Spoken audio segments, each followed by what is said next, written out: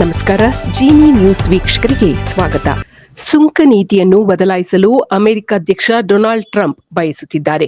ಭಾರತ ಮತ್ತೆ ಅವರೊಂದಿಗೆ ಮಾತುಕತೆ ನಡೆಸಬೇಕೆಂದು ಲೋಕಸಭೆ ವಿರೋಧ ಪಕ್ಷದ ನಾಯಕ ರಾಹುಲ್ ಗಾಂಧಿ ಒತ್ತಾಯಿಸಿದ್ದಾರೆ. ಅಮೆರಿಕ ಸುಂಕ ವಿಧಿಸಿರುವುದಕ್ಕೆ ಭಾರತದ ಪ್ರತಿಕ್ರಿಯೆ ಏನು ಎಂಬುದು ನಮ್ಮ ಸರ್ಕಾರ ನಮಗೆ ತಿಳಿಸಿಲ್ಲ. ಮಾತುಕತೆ ನಡೆಸಿದರೆ ಟ್ರಂಪ್ ಸುಂಕ ನೀತಿಯನ್ನು ಸಡಿಲಗೊಳಿಸಬಹುದು ಎಂದು ರಾಹುಲ್ ತಿಳಿಸಿದರು. ಮಾತುಕತೆಯ ಮೂಲಕ ಯೋಗ್ಯ ಒಪ್ಪಂದವನ್ನು ಮಾಡಿಕೊಳ್ಳಲು ಭಾರತ ಸಮರ್ಥವಾಗಿದೆ ಎಂದು ರಾಹುಲ್ ಗಾಂಧಿ ಹೇಳಿದರು. ಭಾರತ ಹಾಗೂ ಪಾಕಿಸ್ತಾನದ ನಡುವೆ ರಾಜತಾಂತ್ರಿಕ ಘರ್ಷಣೆ ಮುಂದುವರೆದಿರುವ ಹಿನ್ನೆಲೆಯಲ್ಲಿ ಮೇ 7ರಂದು ರಕ್ಷಣೆ ಕುರಿತು ಮಾಕ್ ಡ್ರಿಲ್ಗಳನ್ನು ನಡೆಸಲು ಗೃಹ ಸಚಿವ ಅಮಿತ್ ಶಾ ಹಲವು ರಾಜ್ಯಗಳಿಗೆ ಸೂಚಿಸಿದ್ದಾರೆ. ಪ್ರತಿಕೂಲ ದಾಳಿಯ ಸಂದರ್ಭದಲ್ಲಿ ತಮ್ಮನ್ನು ರಕ್ಷಿಸಿಕೊಳ್ಳಲು ಸಾರ್ವಜನಿಕರಿಗೆ ತಿಳುವಳಿಕೆ ನೀಡಲು ಕೇಂದ್ರ ಗೃಹ ಇಲಾಖೆ ಸೂಚಿಸಿದೆ. ವಾಯುದಾಳಿ ಎಚ್ಚರಿಕೆಯ ಸೈರನ್ಗಳನ್ನು ನಾಗರಿಕರು ಅರ್ಥ ಮಾಡಿಕೊಳ್ಳಲು ಅನುವು ಮಾಡಿಕೊಡುವಂತೆ ಅದು ಸೂಚಿಸಿದೆ.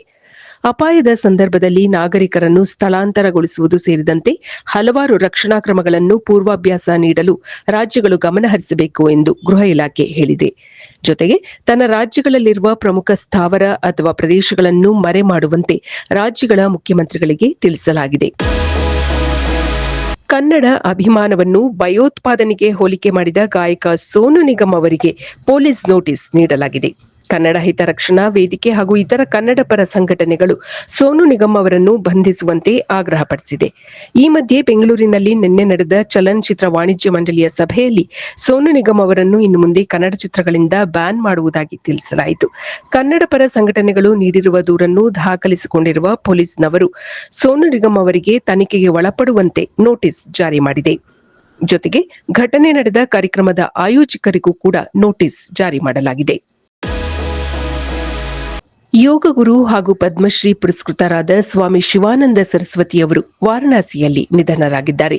ಅವರಿಗೆ 128 ವರ್ಷ ವಯಸ್ಸಾಗಿತ್ತು. ಬ್ರಿಟಿಷ್ ಆಳ್ವಿಕೆ ಇದ್ದ ಸಮಯದಲ್ಲಿ ಬಾಂಗ್ಲಾದೇಶದಲ್ಲಿ ಅವರು ಜನಿಸಿದ್ದರು. 6 ವರ್ಷದ ಬಾಲಕನಾಗಿದ್ದಾಗ ತಂದೆ ತಾಯಿ ಇಬ್ಬರನ್ನು ಕಳೆದುಕೊಂಡಿದ್ದ ಇವರನ್ನು ಓಂಕಾರಾನಂದ ಶ್ರೀಗಳು ನೋಡಿಕೊಂಡಿದ್ದರು. ಯೋಗ ಹಾಗೂ ಆಧ್ಯಾತ್ಮಿಕ ಜ್ಞಾನವನ್ನು ಓಂಕಾರಾನಂದ ಶ್ರೀಗಳು ಇವರಿಗೆ ನೀಡಿದ್ದರು. ಯೋಗದ ಬಗ್ಗೆ ಅಪಾರ ಆಸಕ್ತಿ ಹೊಂದಿದ್ದ ಸ್ವಾಮಿ ಶಿವಾನಂದರು 600 ರೋಗಿಗಳಿಗೆ ಯೋಗದ ಸಹಾಯದಿಂದ ಆರೋಗ್ಯವಂತರಾಗಲು ಸಹಕಾರ ನೀಡಿದ್ದರು.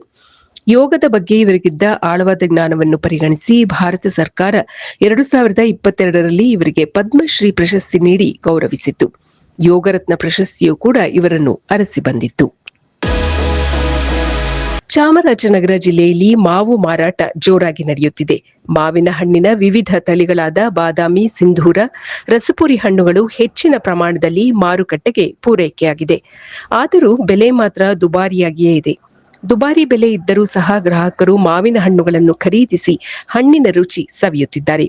ಹಣ್ಣಿನ ಗುಣಮಟ್ಟ ಹಾಗೂ ಗಾತ್ರಕ್ಕೆ ಅನುಗುಣವಾಗಿ ಬೆಲೆಯನ್ನು ನಿಗದಿಪಡಿಸಲಾಗಿದೆ. ಬಿಸಿಲಿನ ಝಳ ಹೆಚ್ಚಾಗಿರುವುದರಿಂದ ಜ್ಯೂಸ್ ಅಂಗಡಿಗಳಲ್ಲಿಯೂ ಸಹ ಮಾವಿನ ರಸಕ್ಕೆ ಬೇಡಿಕೆ ಹೆಚ್ಚಾಗಿದೆ. ಚಾಮರಾಜನಗರದಲ್ಲಿ ಬಾದಾಮಿ ಮಾವು 1 ಕೆಜಿಯ ದರ 150 ರೂಪಾಯಿಯಿಂದ 160 ರೂಪಾಯಿ ಇದೆ. ಸಿಂಧೂರ ಮಾವು 100 ರೂಪಾಯಿಗೆ ಲಭ್ಯವಿದೆ. ರಸಪುರಿ ಮಾವಿನ ಹಣ್ಣಿನ 1 ಕೆಜಿಯ ದರ 100 ರಿಂದ 120 ಇದೆ. ಇತ್ತೀಚೆಗೆ ಒಂದರ ಮೇಲೊಂದು ರೌಡಿ ಶೀಟರ್ಗಳ ಹತ್ಯೆ ನಡೆಯುತ್ತಲೇ ಇದೆ. ಹಾಡು ಹಗಲೇ ಕುಖ್ಯಾತ ರೌಡಿ ಶೀಟರ್ ಒಬ್ಬನನ್ನು ದುಷ್ಕರ್ಮಿಗಳು ಮಚ್ಚಿನಿಂದ ಕೊಚ್ಚಿ ಕೊಲೆಗೈದಿದ್ದಾರೆ. ದಾವಣಗೆರೆಯಲ್ಲಿ ಈ ಹತ್ಯೆ ಸಂಭವಿಸಿದೆ. ಹತ್ಯೆಗೀಡಾದ ರೌಡಿ ಶೀಟರ್ನನ್ನು ಸಂತೋಷ್ ಕುಮಾರ್ ಅಲಿಯಾಸ್ ಕಣುಮ ಎಂದು ಗುರುತಿಸಲಾಗಿದೆ. ದಾವಣಗೆರೆ ನಗರದ ಖಾಸಗಿ ಆಸ್ಪತ್ರೆಯ ಮುಂಭಾಗ ಈ ಕೊಲೆ ನಡೆದಿದೆ. ರಿಯಲ್ ಎಸ್ಟೇಟ್ಗೆ ಸಂಬಂಧಿಸಿದ ವ್ಯಾಜ್ಯಕ್ಕೆ ಈ ಕೊಲೆ ನಡೆದಿರಬಹುದೆಂದು ಪೊಲೀಸರು ತಿಳಿಸಿದ್ದಾರೆ.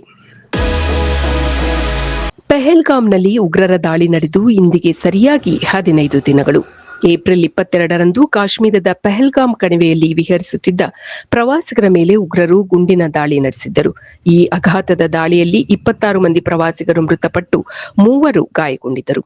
ಈ ದಾಳಿಗೆ ಪಾಕಿಸ್ತಾನ ಪ್ರಚೋದನೆ ನೀಡಿದೆ ಎಂದು ಪಾಕಿಸ್ತಾನದ ಮೇಲೆ ಆರೋಪ ಹೊರಿಸಿರುವ ಭಾರತ ಪ್ರತೀಕಾರಕ್ಕೆ ಸಿದ್ಧತೆ ನಡೆಸಿದೆ. 2 ದೇಶಗಳ ನಡುವೆ ಯುದ್ಧ ಸಂಭವಿಸಬಹುದು ಎಂಬ ಅನುಮಾನ ದಟ್ಟವಾಗಿ ಹರಡಿದೆ.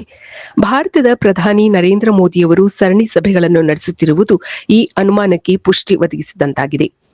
ಏಪ್ರಿಲ್ 29ರಂದು ಉನ್ನತ ಮಟ್ಟದ ಸಭೆ ನಡೆಸಿದ್ದ ಪ್ರಧಾನಿ ಮೋದಿ ಅವರು ಮೇ ತಿಂಗಳ 5ನೇ ತಾರೀಕಿನಂದು ಸಹ ಹೈ ಲೆವೆಲ್ ಮೀಟಿಂಗ್ ನಡೆಸಿದ್ದಾರೆ.